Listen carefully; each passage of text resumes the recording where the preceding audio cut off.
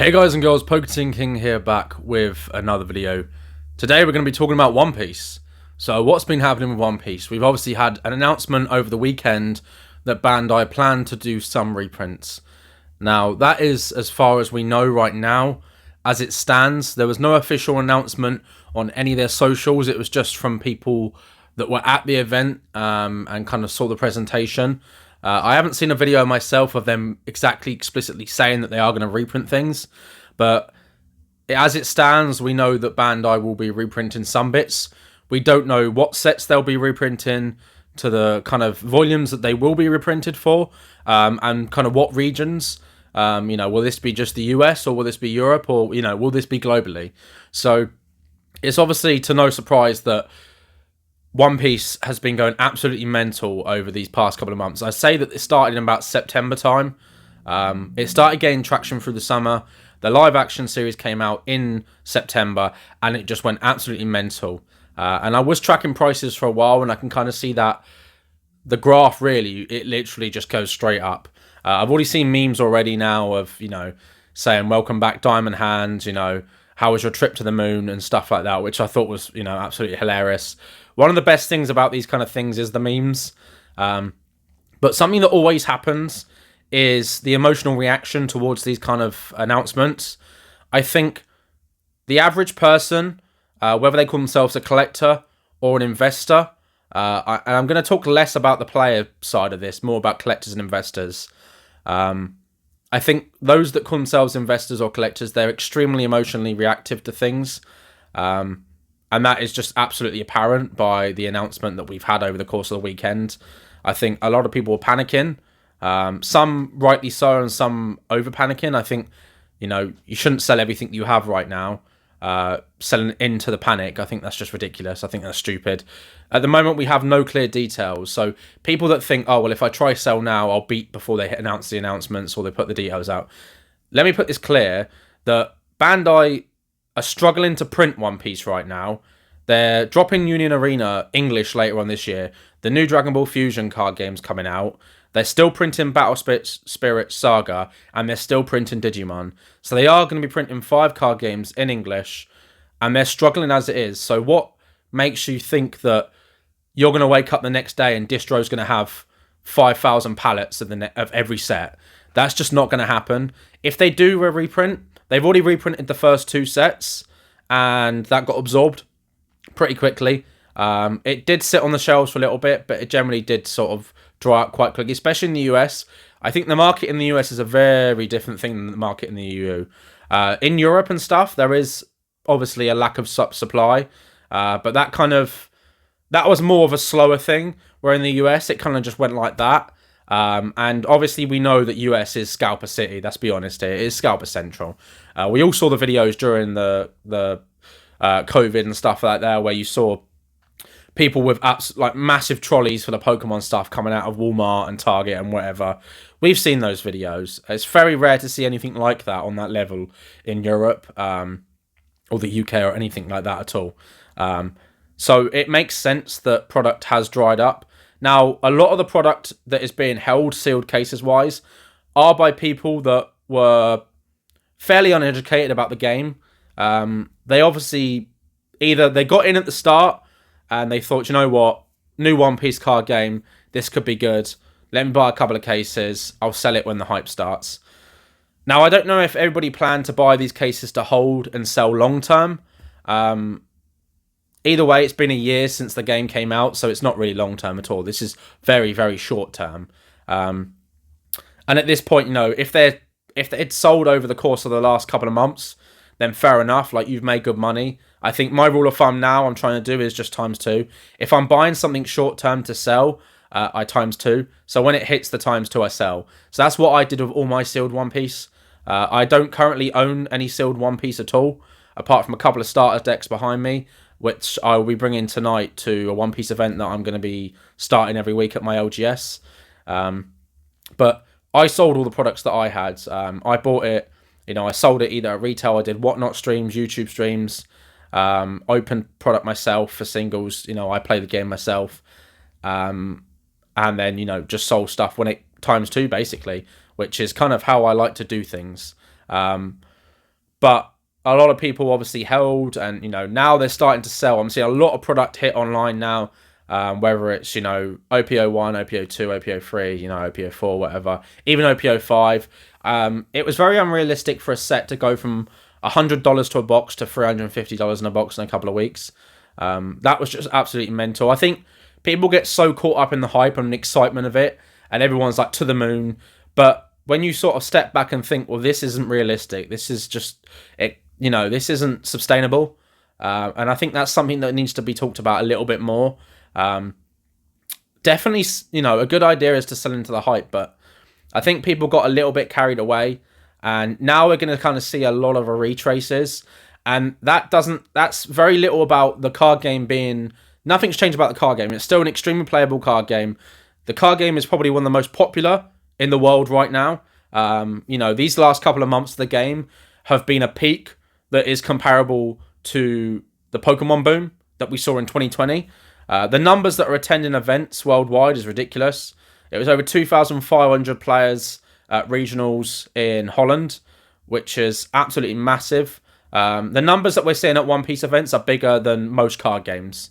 Honestly, we saw regionals for Liverpool for Pokemon, and I think it was about 1,800 people.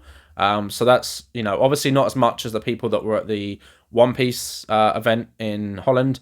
We've also had LA as well. We've also had in Chile. So we've had multiple events across the world. One thing that Bandai does do, which is something that worried a lot of people from the start, is they generally do reprint. It was fairly overdue to get new product for One Piece. But I think, as I said earlier, they're struggling to print. They just cannot keep up with the demand. We've already heard that OPO7 is going to be cut by about 40-50%. So we know that the print run for that initially is going to be smaller. I thought that perhaps was going to be a good opportunity for them to try print more OPO5, more OPO6, because they probably most likely printed OPO6 before OPO5 came out. Obviously, OPO4 and OPO3 came out. They sat on shelves that they weren't massively popular. Even the fourth set now still sits at retail for most places. So when they did the demand for OPO5 and OPO6, it was probably like, well, OPO4 basically levels. Maybe we'll ramp it up a little bit because there's 3 mangas and we've got the sign card. But they couldn't have anticipated the demand for this. When we talk about Flesh and Blood, and Saint mentioned a good thing earlier in a video with, he did a video of James and Josh, that it takes companies a while to implement things. And it's going to be a few sets they're going to need to take time for, because there's no way that they can change things at printers already. Once it's in the printer, that's it, it's done. And you have to be quite ahead of it to be able to get cards printed. So it wasn't a case of OPO5 came out, okay, let's change OPO6. It's too late by that point. So that's probably why they did announce that for OPO7. The main distros in the US said that. But the main thing I think is just not to panic. A lot of prices are going to come down. A lot of people will lose money. I'm not denying that won't happen. But as I said, that's more reactionary for the market. People panic and they sell when things are dropping. They buy when things are going up and they sell things when they're going down. And it's, a tale as old as time, really, honestly. It's just the same old thing that always happens. People always buy when things are going up and people always sell when things are going down. And it's complete opposite. We know that. When you think about it properly, well, okay, that makes complete sense. But people are very emotionally reactive with card games. When the money's involved, when time is involved, they're very emotional. And I'm not saying that is always a bad thing, but in this case it is. Because if everyone starts hitting the market with all of their sealed and goes, right, I'm going to sell, it's going to be a race to the bottom. And it's going to be an absolutely fucking bloodbath. It really is. So honestly, I think if you're watching this video and you are a player, I wouldn't be worried too much. I think getting more product is going to be good. My worry from the get-go was if supply dries up and you can't buy starter decks, you can't buy packs, where are the new players going to get product from? How are they going to enter the game? How are existing players going to, they've got the deck they want. Okay, well, they can't use that deck anymore. They want to try something else. How are they going to do that when SRs are 25, 30 quid each? The alts are hundreds of pounds. It's, absolutely mental that the prices that we saw. When boxes are a couple of hundred, you can't even buy them in a shop. Decks are 50 quid each. And I'm talking about the Kaido deck here, which, went up ridiculous. So that was my worry from the get-go, is how are people going to get product if they can't buy it? And that was what was going to kill the player base. That would kill the game more than if they print too much in a short period of time. Now, we are not going to get, in the next couple of months, pallets of every single set. It's not going to happen. We might, towards the end of the year and next year, get reprints of every set. That could happen. That absolutely could happen. But if the game continues growing, and I'm not talking about collector base, I'm talking about the player base. If people keep showing up to events, I've got 25 people interested in turning up and playing. Some of them don't have decks. Some of them have never opened packs. Some of them play Digimon. Some of them play Yu-Gi-Oh! Some of them play Pokemon. But they don't care about the values. They don't care about the expensive cards. They just want to play the game with friends. And I think people that are only when people are only investing and they've only got money involved, it can be very hard, and I've had this issue with Flesh and Blood in the past. It can be very hard not to react to the things that you see online, because you're not there on the ground level. You're not there at LGSs. You're not there talking to people that are playing the game, that are collecting the game. And the player bases, they want reprints. So there's obviously a fine line here with reprints. There's a fine line between reprinting something and reprinting it to the ground. Now, that's all up to Bandai now. Whether what they do, what they decide to do now is going to be all in their court, really, honestly. Are they going to reprint every set? But OPO 1 and 2 and 3 maybe, is a small reprint, enough for the world to get a supply that sits at stores for longer than a couple of days. Or are they going to reprint it so boxes go down to below MSRP? Within 12 months, all the products are still on shelves, and the player base is starting to struggle. So that'll be interesting to see. We don't know anything more than what we've just heard. So people can speculate. People can panic. I think people are going to sell into the panic, and people will sell you the panic. So I generally try not to listen to people that are saying, give it 6 months and the game's going to be dead, because I'm not really sure what basis they have to make a statement like that. None of us are experts. Whether someone's made 50 million in Magic, or 50 million in Pokemon, or whatever stupid amounts of money that they've made, they're not an expert to say what will happen over the next 6 months with this particular game. The conditions for every single game are very different. MetaZoo has been going down for a while, but it didn't die within 6 months. It's been a gradual decline. I've heard people comparing it to MetaZoo. MetaZoo is his own IP. It's not really big at all. One Piece is the biggest selling manga series in the world. One of the biggest anime series. Bandai have got countless stores across the world. And they're constantly opening up more stores. They are a massive company. So anything that does happen won't happen in a short period of time. So, obviously I'll update with the news as and when I hear it. But I would suggest maybe not panicking, honestly. Try not to panic. If you're a collector and you've got loads of sealed product right now, obviously do your research. Maybe wait to hear a little bit more about what's going to happen first. If you bought boxes for £100 each and they are £200 each, maybe today isn't a bad time to sell. If that was your plan to make money from it, then, today is a good time to sell, honestly. But if you are in it for the long run and you believe that One Piece is a big enough IP, and it is backed by a big enough company, and the game itself is good enough to play, and you feel that the longevity of it will last over the next couple of years, then maybe holding will be a good option. So obviously I'm not a financial advisor. I'm not going to tell you what to do with your product or money. I'll just tell you what exactly is out there. But I have just seen so many people spreading so much false information when there's very little information out there as it stands. And already when we get small bouts of information, people just speculate. People overthink it. People are thinking, well, this is the end. This is the doom. When I've heard people say the same thing about Pokemon over the last 20 years. They said it during EX era when Pokemon took over printing for themselves from Wizards of the Coast. I heard it late EX era. I heard it Diamond and Pearl era. I heard it Black and White era. I heard it after the Pokemon Go boom. I heard it after the Pokemon boom in 2020.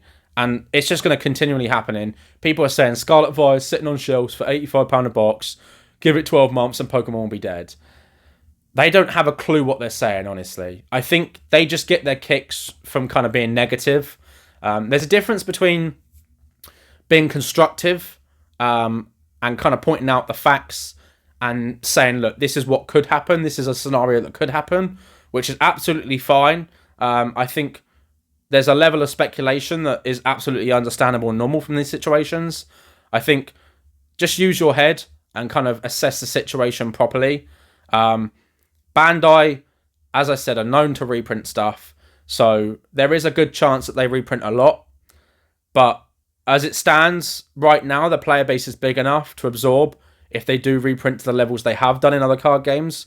Whereas the other card games, when they reprinted, they weren't as big. Digimon and Dragon Ball, although they are big IPs, them two together don't make up what One Piece does. And you can just see that. And from what I saw with Dragon Ball, when that went mental, and the same as Digimon, Digimon, they messed up a lot of the tournaments, I know that. But I know with Dragon Ball, the hype was ridiculous. The crypto finance people got involved in it.